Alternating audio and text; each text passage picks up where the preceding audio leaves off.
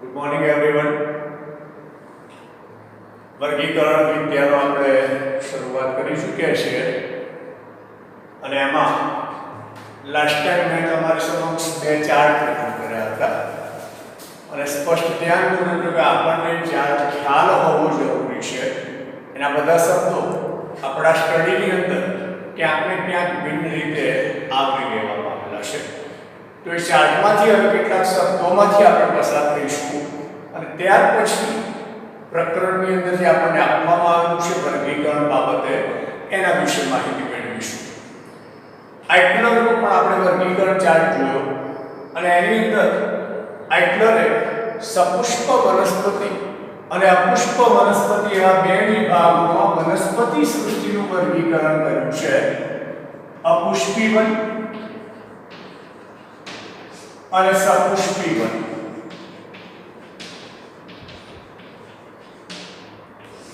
તો આ બંને વચ્ચે જે મેઇન વેરિએશન છે એને આપણે જાણીએ. અપુષ્પી વનસ્પતિ એટલે અર્થ એવો થાય છે કે એમાં જીવનકાળ દરમિયાન પુષ્પો ક્યારેય ઉદ્ભવતા નથી. જ્યારે સપુષ્પી વનનો મતલબ એ થાય છે કે પુષ્પો ઉદ્ભવે છે. મેં આ વસ્તુને ધ્યાનમાં રાખીને જે બે ભાગ પાડવામાં આવેલા છે, પુષ્પો ન ધરાવતી હોય એવી અને પુષ્પો ધરાવતી હોય એવી, દરેકને ખ્યાલ હોવો જોઈએ કે પુષ્પો ઉદ્ભવે છે એનો મતલબ એ નથી કે રોજિંદા પુષ્પો ઉદ્ભવે. કેટલીક વનસ્પતિ એવી હોય કે બારેમાસ પુષ્પોનું નિર્માણ થતું હોય, કેટલીક સિઝનમાં પુષ્પોનું નિર્માણ થતું હોય, કેટલીક અમુક વર્ષો બાદ પુષ્પોનું નિર્માણ થતું હોય, પણ એના જીવનકાળ દરમિયાન પુષ્પો ઉદ્ભવે છે 100%. પરિણામે બધી સપુષ્પી કહેવાય અને જેમાં ક્યારેય ઉદ્ભવતા નથી એ અપુષ્પી વનસ્પતિ કહેવાય. અપુષ્પી વનસ્પતિ એમાં પુષ્પો નથી, પરિણામે મોટે ભાગે લિંગી પ્રજનન ન જોવા મળે. કારણ કે આપણે જાણીએ છીએ કે પુષ્પ એ વનસ્પતિનું લિંગી પ્રજનન કરતા અંગ છે અને આમાં પુષ્પો જ નથી, પરિણામે એમાં લિંગી પ્રજનન જવલ્લે જોવા પડતું હોય છે. જ્યારે અહીંયા પુષ્પો ઉદ્ભવે છે, પરિણામે લિંગી પ્રજનન થાય. કારણ કે પુષ્પો ઉદ્ભવે છે એટલે એમાં પુંકેસર, સ્ત્રીકેસર નામના પ્રજનનાંગો હોય અને એની મદદથી લિંગી પ્રજનન શક્ય બનતું હોય છે. અપુષ્પી વનસ્પતિ છે મોટે ભાગે કદમાં નાની, જ્યારે સપુષ્પી વનસ્પતિ સાપેક્ષમાં કદમાં મોટી જોવા મળતી હોય છે. અપુષ્પી વનસ્પતિ તરીકે ખાસ કરી એમાં સમાવેશ આપણે જે કરીએ છીએ એમાં જુદી પદ્ધતિ પ્રમાણે સાઇઝોફાઇટા, લીલ, ફૂગ, લાઇકન્સ, જો ચાર્ટ તૈયાર કર્યો છે તો આ બધા એકાંગીના સભ્યો છે અને ઇવન દ્વિઅંગીના સભ્યો. તો એ બધા એવા એકમો છે, એવા સભ્યો છે કે જે આમાં સમાવી શકાય. જ્યારે સપુષ્પી વનસ્પતિની અંદર અનાવૃત પિત્તધારી અને આવૃત પિત્તધારી વનસ્પતિઓનો સમાવેશ થતો હોય છે. એટલે અહીંયા આપણે સ્પષ્ટતા કરવી દીધી કે ભાઈ અપુષ્પી વનસ્પતિ હોય તો શા માટે એમાં મૂકવામાં આવી છે, તો આવા કારણો છે. જ્યારે સપુષ્પી વનસ્પતિ માટે આવા કારણો છે એમ કહી શકાય. હવે આ સિવાયના શબ્દોમાં આપણે જઈએ તો વિટેકરના ચાર્ટમાં અવલોકન કરજો. વિટેકરના ચાર્ટની અંદર એકેરિયોટા, પ્રોકેરિયોટા અને યુકેરિયોટા એવા 3 શબ્દો સૃષ્ટિઓ માટે મૂક્યા છે આપણે. યુકેરિયોટામાં જરા નજર કરો હવે ચાર્ટમાં. યુકેરિયોટા, તો યુકેરિયોટાની અંદર તમે પાછા ભાગ પાડો છો પ્રોટિસ્ટા, ફૂગ, મેટાફાઇટા અને મેટાજુઆ. તો ત્યાં હવે એ શબ્દોમાંથી જે જરૂરી શબ્દો છે એના વિશે જોઈએ. સપોઝ એમાં એક શબ્દ છે પ્રોટિસ્ટા. પ્રોટિસ્ટા શબ્દની અંદર જો વિચારવામાં આવે તો યુકેરિયોટા નીચે ગોઠવાયેલો છે, એટલે એની અંદર સુવિકસિત કોષ રચના ધરાવતા સજીવો, સરળ સજીવોનો સમાવેશ થતો હોય છે. અને આવા સજીવો તરીકે મોટે ભાગે પ્રોટિસ્ટા નીચે લટકીને તમે નજર કરો ચાર્ટમાં તો ત્યાં લીલ, લાઇકન્સ અને પ્રજીવ એમનો સમાવેશ થાય છે. એટલે સંદર્ભ એ થયો કે પ્રોટિસ્ટાના નિજાતને કેટલીક લીલ અને લાઇકન્સ જેવી વનસ્પતિઓનો સમાવેશ થતો હોય છે, અને સાથે સાથે સૂક્ષ્મ એવા પ્રાણીઓ, પ્રજીવોનો પણ સમાવેશ થતો હોય છે. પણ આ દરેકમાં એક લાક્ષણિકતા આપણે વિચારી શકીએ કે એમની જે રચના છે એ કોષ રચના સરળ છે અને એમની દેહ રચના પણ સરળ છે. દેહ રચના સરળ હોય છે. મોસ્ટ ઓફ એમની અંદર પેશીઓ, અંગો, તંત્રો અવિકસિત હોય છે. પેશીઓ, અંગો, તંત્રો અવિકસિત સ્થાન ધરાવે છે. એટલે અર્થ એ થયો કે આ સભ્યોની અંદર શ્રમ વિભાજન જોવા મળતું નથી. કાર્યની વહેંચણી થયેલી નથી. સમજી શકો છો જાતે કે કાર્યની વહેંચણી કેમ નથી થઈ? તો એની અંદર પેશીઓ, અંગો, તંત્રોનો વિકાસ ન થયો હોવાથી અથવા તો સરળ કોષીય રચના કે બહુકોષીય રચના હોવાથી શ્રમ વિભાજન જોવા મળતું નથી. અને મોટે ભાગે કેટલાક અલિંગી પ્રજનન દર્શાવતા હોય તો મે બી કે કેટલાક લિંગી પ્રજનન પણ દર્શાવતા હોઈ શકે છે. ખાસ કરી અને પ્રોટિસ્ટાના આ જે સભ્યો છે એમાંના લીલ અને લાઇકન્સ જો વિચારવામાં આવે તો લીલ એ પોષણની દ્રષ્ટિએ સ્વપોષી સજીવો તરીકે ઓળખાવી શકાય. લીલ પોષણની દ્રષ્ટિએ સ્વપોષી સજીવો, જ્યારે લાઇકન્સ એ પોષણની દ્રષ્ટિએ જો વિચારવામાં આવે તો સહજીવી સજીવો તરીકે ઓળખવામાં આવે છે. ભણીશું આપણે કે નિશ્ચિત પ્રકારની બહુકોષીય લીલ અને ફૂગના સમન્વયથી લાઇકન્સ રચાતા હોય છે. અને જે પ્રજીવો છે એ પ્રજીવો પરપોષી તરીકે સ્થાન ધરાવતા હોય છે. એટલે અહીંયા આખી શબ્દ રચનાનો અર્થ આપણે જાણી લીધો કે પ્રોટિસ્ટાની અંદર કેવા સજીવોનો સમાવેશ થાય છે, એમની દેહ રચના એવરેજ શું હોય છે, કાર્ય બાબતે શું વ્યવસ્થા છે અને પોષણ બાબતે શું વ્યવસ્થા, ઉપરાંત પ્રજનન કઈ રીતે દર્શાવતા હોય છે. ધ્યાન રાખજો કે આ બધી જે વસ્તુ હાલ સમજી રહ્યા છો એ કોમ્પિટિટિવ એક્ઝામો, ગુજકેટની એક્ઝામ છે, નીટની એક્ઝામ છે, એમાં કામ લાગશે.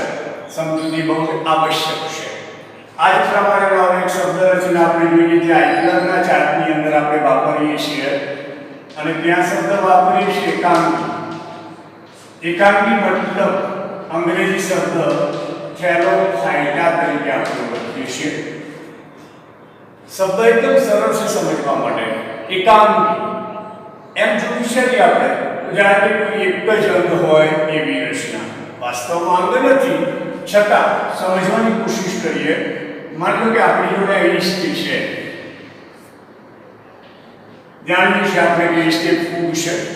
હવે જ્યારે ઈસ્ટની આ રચના વિશે વિચારીએ તો એ વનસ્પતિ હોવા છતાં એની અંદર મૂળ ક્યાંય નથી, એની અંદર પ્રકાંડ પણ નથી, પર્ણ પણ નથી.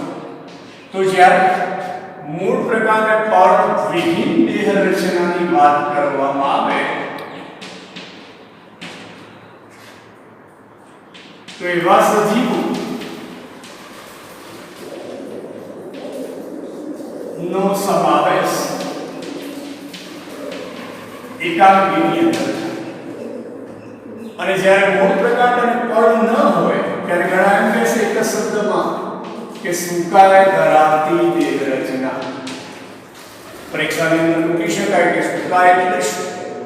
તો કહી શકાશે કે એવો વનસ્પતિ દેહ કે જેની અંદર મૂળ પ્રકાંડ અને પર્ણ હોતા નથી એવી દેહ રચનાને સુકાય તરીકે ઓળખવામાં આવે છે.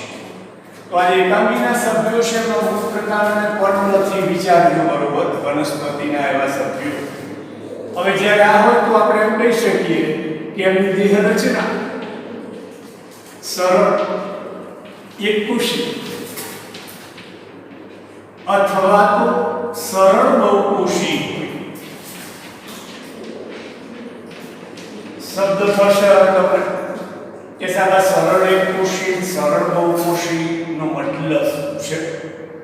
તો આપણે જે કોષ રચનાઓ ભણી ગયા છીએ, વનસ્પતિ કોષ રચના, પ્રાણી કોષ રચના, એમાંથી જ્યારે એક જ કોષીય સજીવ બનેલો હોય ત્યારે એવા સજીવને એકકોષીય સજીવ કહેવાય. અગાઉના ધોરણોમાં પણ તમે શીખી ગયા છો.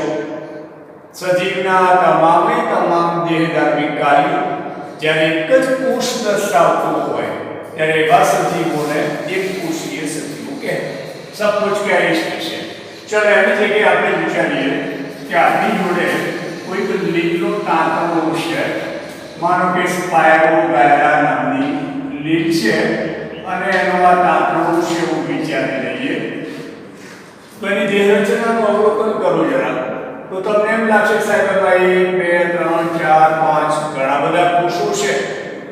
તો કોષો ઘણા બધા છે, પણ દરેક કોષ રચનાની દ્રષ્ટિએ, કાર્યની દ્રષ્ટિએ એક છે. એટલે ત્યાં કોષીય રચના બધી છે. એટલે એવા સજીવોને સરળ બહુકોષીય સજીવો તરીકે ઓળખાવી શકાય.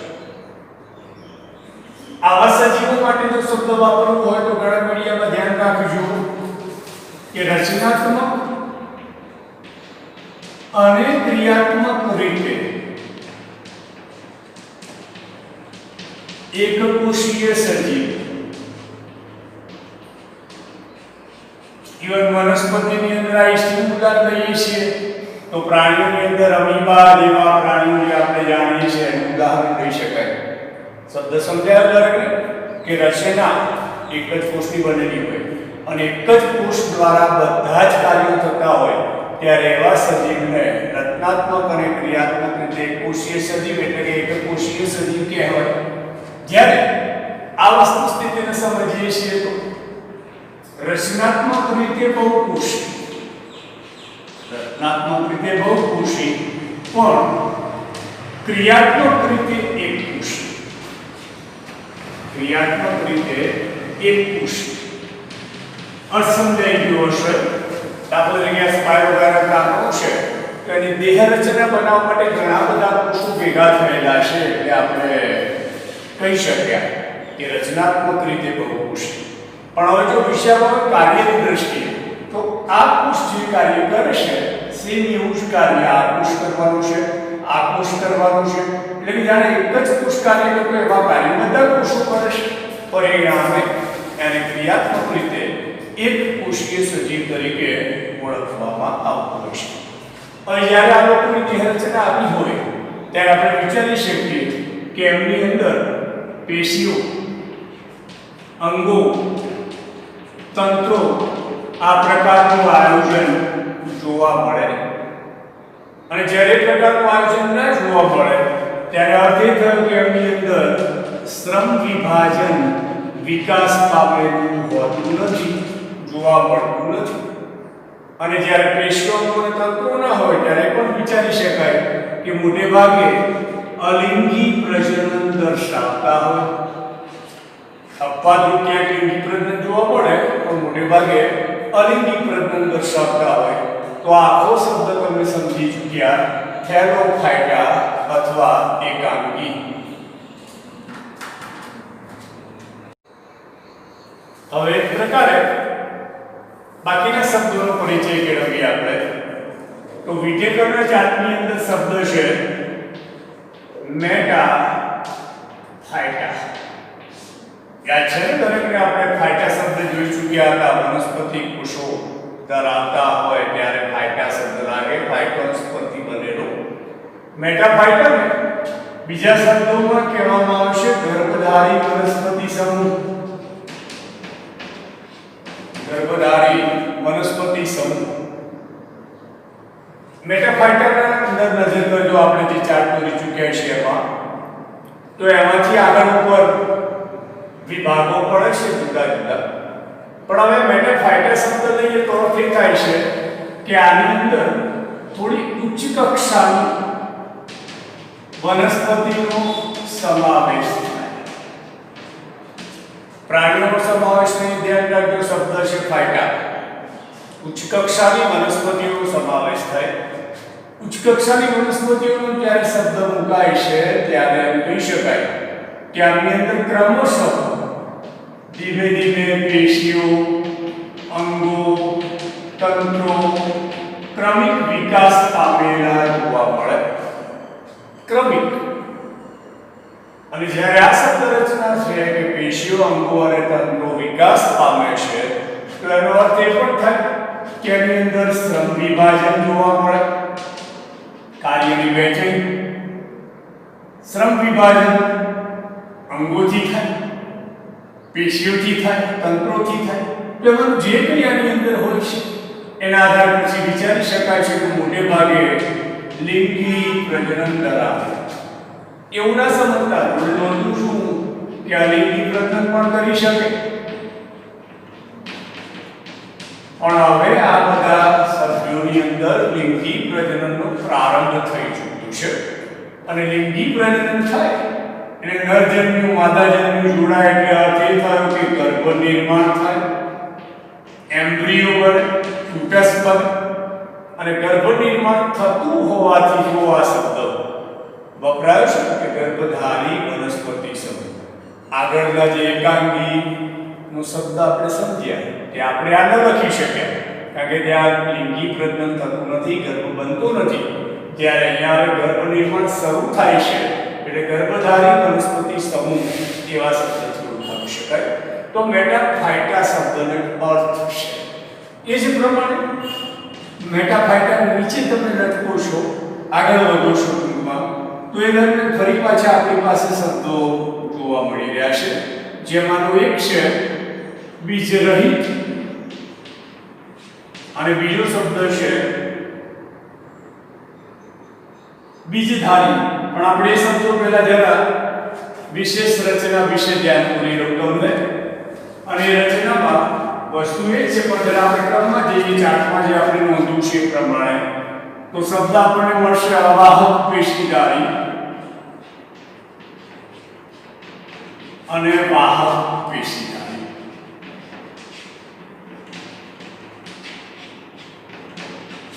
મેટાફાઇટાના બે ઘટકો આ રીતે બનાવવામાં આવે છે, અવાહક પેશીધારી અને વાહક પેશીધારી.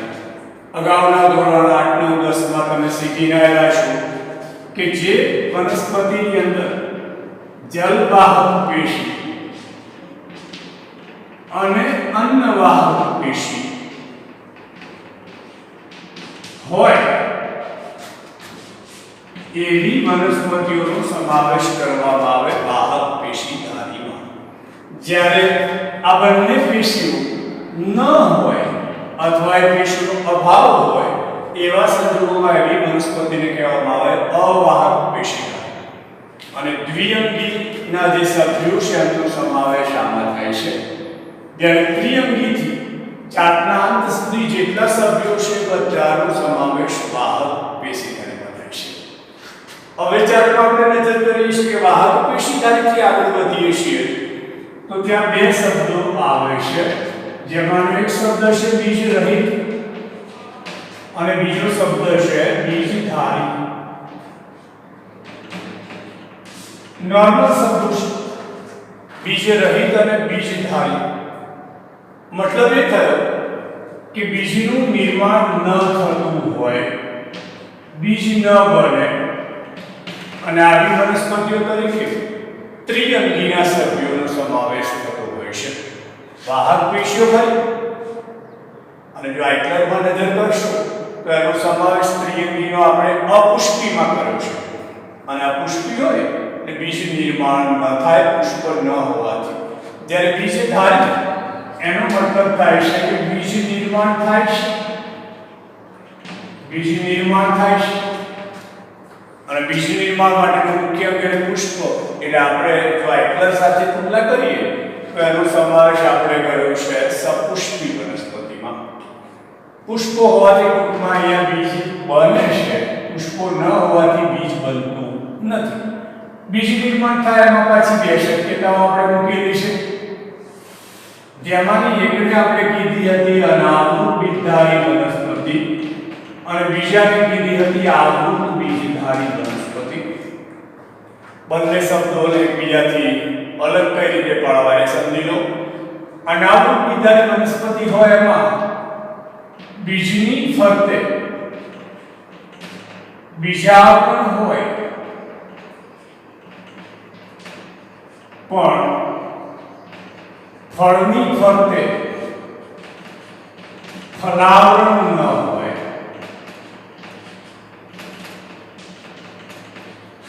એટલે કે એના બીજ નગ્ન હોય, બીજાવરણ હોય પણ ફલાવરણ ન હોય ત્યારે અનાવૃત બીજધારી બીજ ઢંકાયેલા નથી, અનાવૃત. એટલે ઘણા એમ કહેશે કે નગ્ન બીજ ધરાવતી, નગ્ન બીજ ધરાવતી એવો શબ્દ પણ વાપરી શકાય. સાયકસ, પાયનસ, મૂળપંખ, દેવદાર એ બધાનો સમાવેશ એની અંદર થાય. ત્યારે આવૃત બીજધારીમાં આ બંને રચનાઓ એટલે કે બીજાવરણ અને ફલાવરણ બંને હોય તો એવી વનસ્પતિઓને આપણે આવૃત બીજધારી કહીએ છીએ. સમજણ નથી પડતી, ચાલો સમજવાનો ટ્રાય કરો. માની લો કે તમે હાથમાં ચીકુ લીધું છે, તો ચીકુ જ્યારે જોઈ રહ્યા છો ત્યારે સૌથી બહારની બાજુએ ખાખી રંગનું આવરણ છે, તો એ જે ખાખી રંગનું આવરણ છે ફલાવરણ કહેવાય. હવે ચીકુ કામ અંદરથી કાળો થળિયો નીકળશે. હવે કાળા થળિયાને જરાક કાળો ચીકણી જે કલર હોય તો એ કાળા રંગનું છે કે ચીકણી રંગનું જે આવરણ છે બીજાવરણ કહેવાય. એટલે બીજની ફરતે બીજાવરણ છે અને સમગ્ર ફળની ફરતે ફલાવરણ પણ છે. એટલા માટે એવી વનસ્પતિને કહેવાય આવૃત બીજધારી વનસ્પતિ. અને આવી વનસ્પતિ પછી આપણે બે વર્ગમાં વિભાજિત કર્યા છે, એકદળ અને દ્વિદળ. એકદળ અને દ્વિદળ. જ્યાં નોર્મલ શબ્દો તમે ભણેલા છો, એક જ બીજપત્ર હોય, બીજપત્ર બીજની અંદર એક જ હોય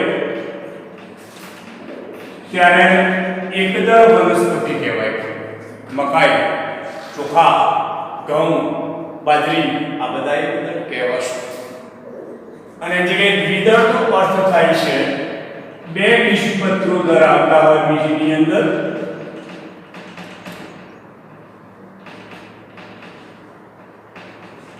દાખલા તરીકે સિંગદાણું છે, કચુકું છે. ધ્યાન રાખો જરા સમજવા માટે કે આપણે સિંગદાણું પકડીએ, ચણા પકડીએ અને એને તોડીએ તો એના બે સરખા ભાગ પડે છે. તો બે સરખા ભાગ અલગ પડ્યા એ બંને એના બીજપત્રો છે. એટલે ત્યાં બીજપત્રોની સંખ્યા બે થઈ એટલે એનો સમાવેશ આપણે દ્વિદળમાં કરીએ છીએ. એની જગ્યાએ મકાઈ, ઘઉં, ચોખા એનો દાવ પકડો અને એને ક્રેશ કરશો તો એવા કોઈ બે ભાગ નહીં અલગ પડે, એક જ રહેશે. એટલે ત્યાં બીજપત્ર એક જ છે, પરિણામે એનો સમાવેશ એકદળમાં થાય છે. તો આ પ્રમાણે વર્ગીકરણ માટે જે પાયાનું નોલેજ જોઈએ શાબ્દિક એ આપણે ઓવર કર્યું. નેક્સ્ટ હવે આપણે વર્ગીકરણ વિશે જોઈશું.